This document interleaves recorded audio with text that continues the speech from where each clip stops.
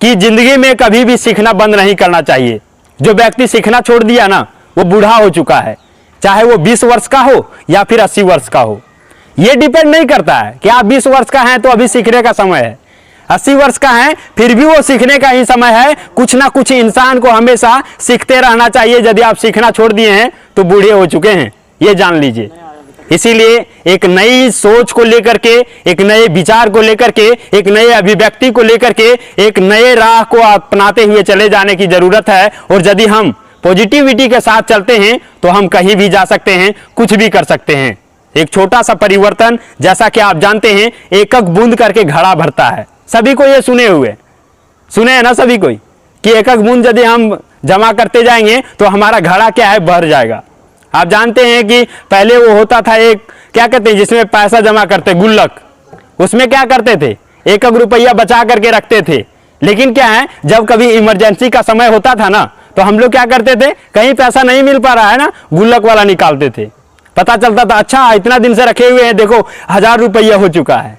लेकिन हम लोग कितना रख रहे थे, मात्र एक एक सिक्का करके रख रहे थे जो बच रहा था। लेकिन वही क्या होता है, जब हम उसको देखते हैं तो लगता है अरे इतना सारा हो गया है।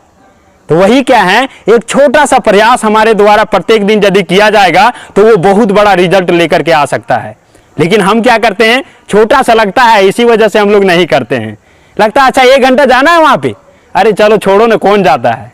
लेकिन यहां आने के बाद आपको जो अनुभूति होता है, इस ग्रुप में बैठने के बाद जो अनुभूति होता है, जो आप सीखते हैं, जो यहां से लेकर के जाते हैं, वो आपको 1 घंटा नहीं बल्कि 1 सप्ताह आपको चार्ज रखता है। और 1 सप्ताह आप उसी मोटिवेशन के साथ पढ़ पाते हैं जो सपना आप घर से लेकर के यहाँ पे आए हैं, और जो सपना आपने अपने घरों को दिखाया है, अपने माँ बाप को दिखाया है कि हम जा रहे हैं पढ़ने तो कुछ बेहतरीन करके आएंगे।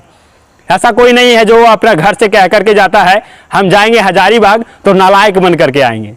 कोई कह के जाता है क्या?